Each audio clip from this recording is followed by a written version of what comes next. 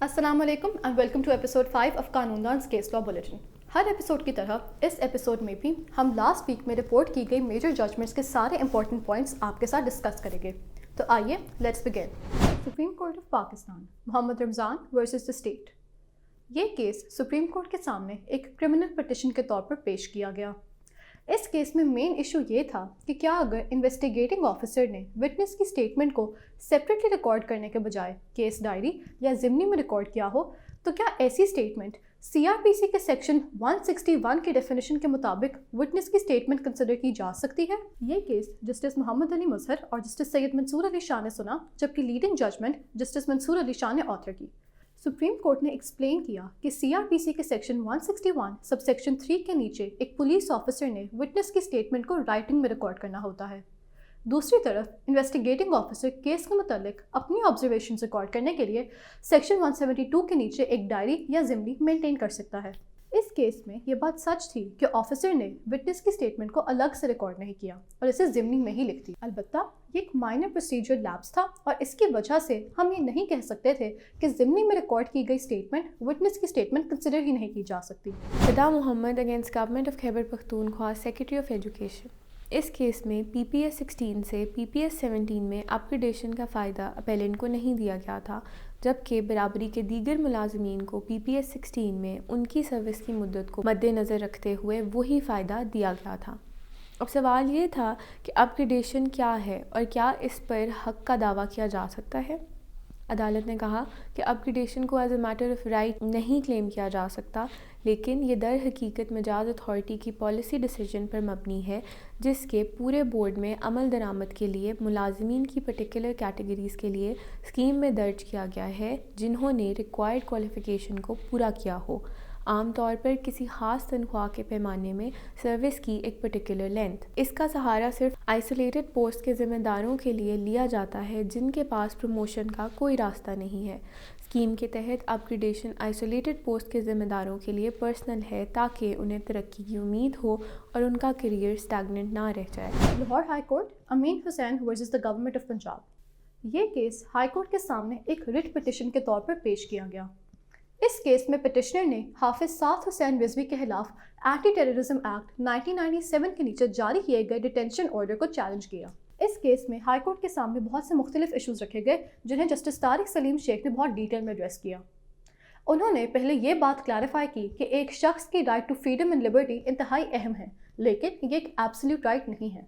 1973 के कॉन्स्टिट्यूशन के आर्टिकल 104 के मुताबिक किसी शख्स को 3 महीने तक के लिए प्रिवेंटिव डिटेंशन में रखा जा सकता है। अलबत्ता इससे ज़्यादा देर डिटेन रखने के लिए केस को रिव्यू बोर्ड की तरफ से अप्रूवल मिलना चाहिए। इस केस में रिव्यू बोर्ड ने ये केस एनालाइज करके कह दिया था कि इसमें मज़ीद डिटेंशन के लिए कोई और ग्राउंड्स नहीं है। इसके अलावा जस्टिस तारिक ने कहा कि एंटी टेररिज्म एक्ट 1997 के सेक्शन 11 की जुरिस्डिक्शन फेडरल और प्रोविंशियल गवर्नमेंट्स दोनों कंकरेंटली एक्सरसाइज कर सकती है, और कोर्ट ने क्लैरिफाई किया कि ये बात पॉसिबल है कि अगर किसी शख्स को पहले एक प्रोविंशियल लॉ के नीचे डिटेन किया जाए तो उसे दोबारा एक फेडरल लॉ के नीचे भी डिटेन किया जा सकता है। लेकिन ऐसा करने के लिए फेडरल गवर्नमेंट को ये शो करना होता है कि अब सर्कमस्टांसेस चेंज हो गए हैं जो कि इस प्रिवेंटिव डिटेंशन को जस्टिफाई करते हैं। अलबत्ता इस केस में फेडरल गवर्नमेंट कोई भी ऐसे ग्राउंड्स शो नहीं कर पाई। जजमेंट में कोर्ट ने इस बात को भी क्रिटिसाइज़ किया कि डिप्टी कमिश्नर ने साद रिजवी के डिटेंशन ऑर्डर को एक्स पोस्ट फैक्टो अप्रूवल दिया। ऐसा अप्रूवल ऑर्डर जारी होने के बाद दिया जाता है, जबकि प्रॉपर प्रोसेस के मुताबिक अप्रूवल ऑर्डर के जारी होने से पहले आना चाहिए। डिप्टी कमिश्नर के ये एक्शंस रूल्स ऑफ बिजनेस और गुड गवर्नेंस के प्रिंसिपल्स के खिलाफ थे। लास्टली हाई कोर्ट ने हेबियस कॉर्पस की रिट के नेचर को डिस्कस करते हुए कहा कि ये डिस्क्रेशनरी रिट नहीं है। अगर कोर्ट को किसी शख्स की डिटेंशन के लिए सफिशिएंट ग्राउंड्स नज़र ना आए तो उन्हें ये रिट जारी करनी ही पड़ती है। इन्हीं सब कंक्लूजन्स की बेसिस पर हाई कोर्ट ने डिटेंशन ऑर्डर को सेट असाइड कर दिया। अगला केस है साबिरा खातून against government of the Punjab etcetera. Petitioner एक एलिमेंट्री स्कूल टीचर जिसकी 28 साल की सर्विस है ने इस इल्ज़ाम पर उसे जारी किए गए शो कॉज नोटिस को चैलेंज किया है कि उसका अपॉइंटमेंट का ऑर्डर जाली है। अदालत के सामने 3 सवाल पेश आए। पहला ये कि डॉक्ट्रिन ऑफ राइपनेस क्या है, दूसरा ये कि क्या इंक्वायरी का हुक्म देने वाला ऑर्डर या एक शो कॉज नोटिस एक एडवर्स ऑर्डर है जिसे कॉन्स्टिट्यूशनल पिटिशन में जारी किया जा सकता है, और तीसरा ये कि क्या सरकारी मुलाजिम के ख़िलाफ़ डिसिप्लिनरी एक्शन लेना उसकी शराइत व ज़वाबित का हिस्सा है। अदालत ने इनके जवाब में कहा कि डॉक्ट्रिन ऑफ राइटनेस अदालतों को प्री मैच्योर एडजुडिकेशन से बचाती है।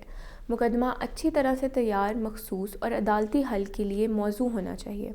अदालतें ऐसे मुकदमात का फ़ैसला नहीं कर सकती जिनमें गैर यकीनी और हंगामी मुस्तकबिल के वाक़यात शामिल हों जो मुतवक्का तौर पर पेश ना आएँ या हकीकतन वाक़या ना हों। दूसरे सवाल को मुखातिब करके अदालत ने कहा कि ना तो इंक्वायरी का हुक्म देने वाला ऑर्डर और ना एक शो कॉज नोटिस एक एडवर्स ऑर्डर है।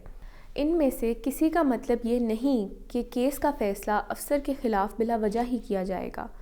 इसके हक़ में फ़ैसला आने का हमेशा इम्कान रहता है। चुनांचे इस तरह के हुक्म या शो कॉज नोटिस की अदालती नज़रसानी एप्रीहेंशन या स्पेकुलेशन पर बेस्ड होगी और डॉक्ट्रिन ऑफ राइटनेस से मुतासर।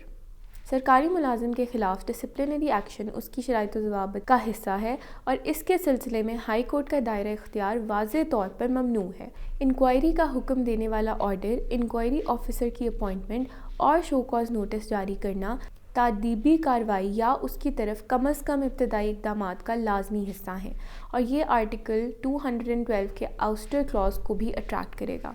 अगर ये अदालत एक ऐसी पिटिशन को एंटरटेन नहीं कर सकती जो फ़ाइनल ऑर्डर को चैलेंज करे, तो एक इंटरिम ऑर्डर में भी मुदाखलत नहीं कर सकती। अगला केस है Rida Fatima against Pakistan medical commission etcetera. होनहार और काबिल तलबा की हैसियत से पिटिशनर्स ने MD कैट टेस्ट के लिए अप्लाई किया और PMC की तरफ से उन्हें मुतल्लिका रोल नंबर्स अलॉट किए गए, लेकिन शानदार करियर के बावजूद उन्हें टेस्ट के दौरान कई पेचीदगियों, रुकावटों और इल्लीगैलिटीज़ का सामना करना पड़ा और नतीजतन वो पास नहीं हो सके। लिहाजा उन्होंने टेस्ट को पाकिस्तान मेडिकल कमीशन एक्ट 2020 के सेक्शन 18 और Pakistan medical commission conduct of examinations regulations 2021 के बरअक्स इल्लीगल और अनलॉफुल कहकर चैलेंज किया। पिटिशनर्स ने ABWA knowledge private limited against federation of Pakistan etcetera के फैसले का हवाला दिया, जबकि रिस्पोंडेंट्स ने Mohammad Zubair and 5 others against government of Pakistan और Hubdar Hussain Malik against deputy commissioner Chakwal and another के फैसलों का हवाला दिया। एक अहम सवाल था सेक्शन 18 की इंटरप्रिटेशन, जिसका जायज़ा लेने से ये बात काफ़ी हद तक वाज़ेह हो जाती है कि सिंगल एडमिशन टेस्ट से मुराद ये है कि हर तालिब इल्म को सिर्फ एक MD कैट में बैठने की इजाज़त होगी। ये बात भी काबिल ज़िक्र है कि MD कैट एग्ज़ामिनेशन के रजिस्ट्रेशन का इश्तिहार 13 जून 2021 को पब्लिश हुआ था और पिटिशनर किसी भी किस्म की रुकावट के हवाले से PMC से रुजू कर सकते थे, लेकिन उन्होंने इम्तिहान में हिस्सा लेने का इंतखाब किया और उनकी नाकामी के बाद उन्होंने ये रिट पिटिशन दायर की, जिससे पिटिशनर्स की नेक नीति पर सवाल उठा। पिटिशनर्स ने यह भी आर्ग्यू किया है कि रूल्स पार्लियामेंट के कानून साजी से आगे बढ़ चुके हैं, लेकिन अदालत ने सुओ मोटो केस और Mohammad Amin Bashir limited against government of Pakistan की रोशनी में ये नतीजा दिया है कि ये रेगुलेशंस एक्ट के पर्पस और ऑब्जेक्ट के अंदर हैं, ना ही सेक्शन 18 के मैंडेट के ख़िलाफ़ और ना ही आइन में दिए गए बुनियादी हुकूक से मुतज़ाद। मुख्तसरन अदालत ने यह कहा कि पिटिशनर्स आइन के आर्टिकल 199 के तहत इस अदालत की मदाखलत का मुकदमा बनाने में नाकाम रहे हैं, क्योंकि ये सारा प्रोसेस अखबार और वेबसाइट पर पब्लिश्ड है और इसलिए रूल्स, रेगुलेशंस और एक्ट को अप्लाई करने में कोई इल्लीगैलिटी नहीं पाई गई। लिहाजा ये सारी पिटिशन्स अपने मेरिट्स को इस्टेब्लिश करने में नाकाम रहीं और ख़ारिज कर दी गईं। ताहम अदालत ने मज़ीद कहा कि पिटिशनर्स अपनी शिकायत के अजाले के लिए PMC के सामने अपना रिव्यू फ़ाइल कर सकते हैं। अगला केस है Abdul Jabbar against the state and another. इस केस में अपेलेंट ने अपनी सज़ा के ख़िलाफ़ फ़ौरी क्रिमिनल अपील दायर की। फ़ौरी अपील के दौरान केस के कंप्लेनेंट ने हल्फनामा दिया, जिसमें उसने मोहम्मद अयूब और अहमद दीन की मौजूदगी में कहा है कि उसने अल्लाह के नाम पर मुजरिमों को माफ़ कर दिया है। अब सवाल ये था कि क्या एक पार्शल कॉम्प्रोमाइज़ की बुनियाद पर एक्विटल ऑर्डर दिया जा सकता था। अदालत ने कहा चूँकि कंप्लेनेंट वाहिद मुतासरा शख्स नहीं है बल्कि दीगर अफराद भी स्टेटडली एग्रीव्ड हैं जिन्होंने पिटिशनर्स के साथ कॉम्प्रोमाइज़ नहीं किया है, इसलिए ये कॉम्प्रोमाइज़ पार्शल नौइयत का है और एक्विटल के लिए कंसिडरेशन में नहीं लिया जा सकता। गुलजार अहमद वर्सेस आयशा नाज सरवर। ये केस लाहौर हाई कोर्ट के सामने एक सिविल रिवीजन के तौर पर पेश किया गया। इस केस में कोर्ट के सामने मेन इशू ये था कि ये बात किस तरह प्रूव की जा सकती है कि डिसीज्ड किस फिरके को बिलोंग करते थे। इस केस के फैक्ट्स कुछ यूँ थे कि पिटिशनर्स डिसीज्ड के भाई और बहन थे, जबकि रिस्पोंडेंट्स उनकी बीवी और बेटी थे। पिटिशनर्स ने ये बात अलेज की कि उनके भाई सुन्नी थे, जिसके हिसाब से इनहेरिटेंस में उन दोनों को शेयर भी मिलना चाहिए था।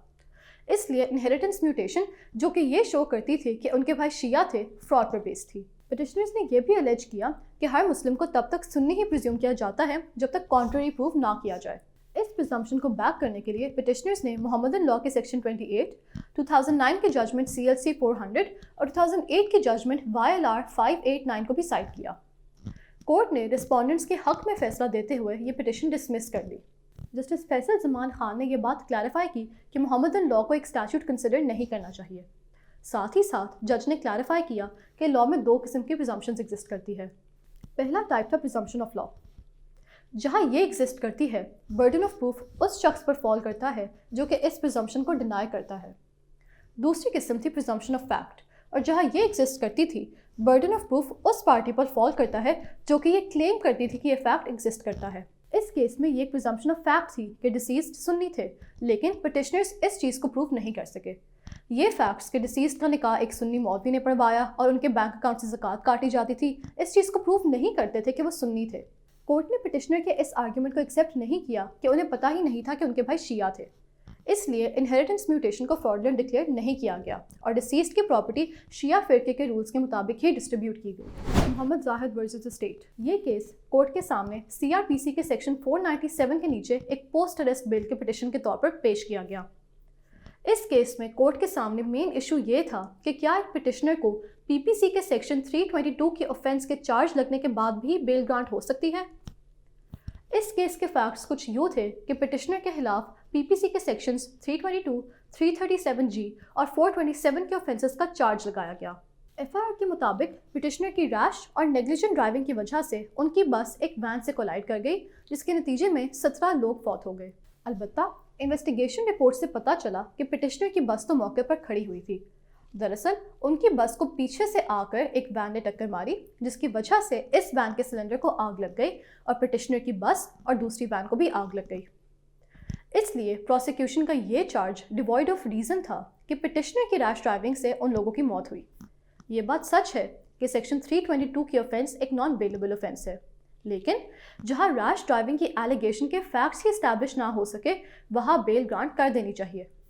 कोर्ट ने यह बात भी क्लैरिफाई की कि एक्सीडेंट चाहे जितना भी सीरियस हो, इस चीज़ का बेल ग्रांट करने पर कोई भी असर नहीं होना चाहिए। और इसके साथ आज का बुलेटिन यहीं ख़त्म होता है। आपसे मुलाकात होगी इंशाल्लाह अगले हफ्ते कुछ नए केसेस के साथ।